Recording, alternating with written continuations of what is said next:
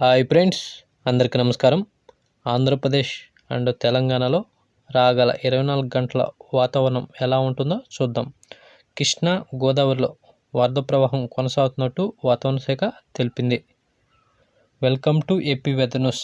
AP Telangana daily weather update కోసం మన channel subscribe చేయండి, షేర్ చేయండి, లైక్ చేయండి. టుడే వెదర్ అప్డేట్ ఏంటంటే, ఈరోజు ఉపగ్రహ చిత్రం చూడండి, శాటిలైట్ చిత్రం. ఇవాళ కోస్తాంధ్ర, తెలంగాణ, రాయలసీమ జిల్లాలో ఆకాశం మేఘావృతమై ఉన్నట్టు వాతావరణ శాఖ తెలిపింది. కోస్తాంధ్ర తీరం వెంబడి 40 నుండి 50 కిలోమీటర్ల వేగంతో గాలులు వీస్తున్నట్టు వాతావరణ శాఖ తెలిపింది. ఋతుపవనాలు చురుగ్గా మారినట్టు వాతావరణ శాఖ అంచనా వేస్తుంది. దాని ప్రభావంతో రాగల 2 రోజులు కోస్తాంధ్ర, తెలంగాణలో అక్కడక్కడ తేలికపాటి వర్షాలు నమోదే అవకాశం ఉన్నట్టు వాతావరణ శాఖ తెలిపింది.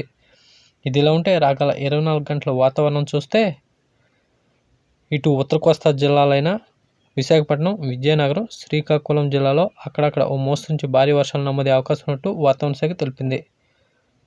ఇటు మధ్య కోస్తా విషయానికి వస్తే, మధ్య కోస్తాలో తూర్పుగోదావరి, పశ్చిమ గోదావరి, కృష్ణా జిల్లాలో అక్కడక్కడ తేలికపాటి వర్షాలు మాత్రమే నమోదే అవకాశం ఉన్నట్టు వాతావరణ శాఖ తెలిపింది. ఇటు గుంటూరు, ప్రకాశం జిల్లాలో ఎలాంటి వర్షాలు నమోదే అవకాశం లేదని వాతావరణ శాఖ తెలిపింది.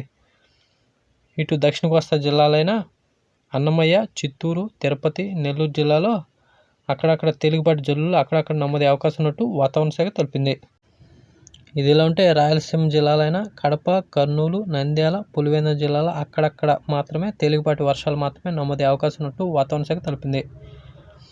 ఇదిలా ఉంటే కృష్ణా గోదావరి బేసిన్లో వరద ప్రవాహం కొనసాగుతున్నట్టు వాతావరణ శాఖ తెలిపింది.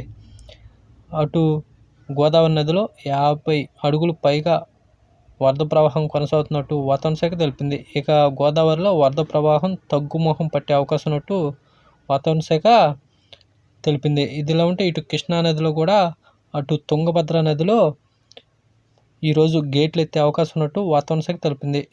అటు శ్రీశైలానికి వచ్చే జూరాల ప్రాజెక్టులో కూడా వరద ప్రవాహం పెరిగినట్టు వాతావరణ శాఖ తెలిపింది. ఈ నెలాఖరు కల్లా శ్రీశైలం ప్రాజెక్టు నిండే అవకాశం ఉన్నట్టు వాతావరణ శాఖ తెలిపింది. దాని తర్వాత నాగార్జున సాగర్లో వచ్చే నెల నుంచి వరద ప్రవాహం వచ్చే అవకాశం ఉన్నట్టు వాతావరణ శాఖ తెలిపింది. ఇదిలా ఉంటే ఈ నెల 26న మరో అల్పపీడనం ఏర్పడే అవకాశం ఉన్నట్టు వాతావరణ శాఖ తెలిపింది. అది తెలుగు రాష్ట్రాలపై ఎంత ప్రభావం చూపేది రేపటికి స్పష్టత వచ్చే అవకాశం ఉన్నట్టు వాతావరణ శాఖ తెలిపింది. అది కూడా ఇటు తెలుగు రాష్ట్రాలపై ప్రభావం చూపితే మళ్ళీ వరద మరింత పెరిగే అవకాశం కనపడుతున్నట్టు వాతావరణ శాఖ అంచనా వేస్తుంది. ఇదిలా ఉంటే నదీ పరివాహక ప్రాంతాలు అప్రమత్తంగా ఉండాలని వాతావరణ శాఖ తెలిపింది. ఇదిలా ఉంటే తెలుగు రాష్ట్రాలు ఉష్ణోగ్రత చూస్తే, ఏపీలో మ్యాక్సిమం 28 డిగ్రీల సెల్సియస్ నమోదే అవకాశం ఉన్నట్టు వాతావరణ శాఖ తెలిపింది. అటు తెలంగాణ విషయానికి వస్తే, తెలంగాణలో కూడా 28 డిగ్రీల సెల్సియస్ నమోదే అవకాశం ఉన్నట్టు వాతావరణ శాఖ తెలిపింది. ఇంకా రాయలసీమ విషయానికి వస్తే, మధ్య రాయలసీమలో ఈరోజు కొంత వేడి వాతావరణం కొనసాగే అవకాశం ఉన్నట్టు వాతావరణ శాఖ తెలిపింది. ఎందుకంటే రాయలసీమలో చాలా తక్కువ వర్షాలు నమోదవుతున్నట్టు, దానివల్ల వేడి వాతావరణం కొనసాగుతుందని వాతావరణ శాఖ తెలిపింది. ఇదిలా ఉంటే రాగల 2 రోజులు ఉత్తర కోస్తా, ఉత్తర తెలంగాణలో మాత్రమే అక్కడక్కడ ఓ మోస్తరు నుంచి తేలికపాటి వర్షాలు నమోదే అవకాశం ఉన్నట్టు వాతావరణ శాఖ తెలిపింది. ఇటు మిగతా ప్రాంతాల్లో వర్షాలు చాలా తక్కువగా ఉండే అవకాశం ఉన్నట్టు వాతావరణ శాఖ తెలిపింది.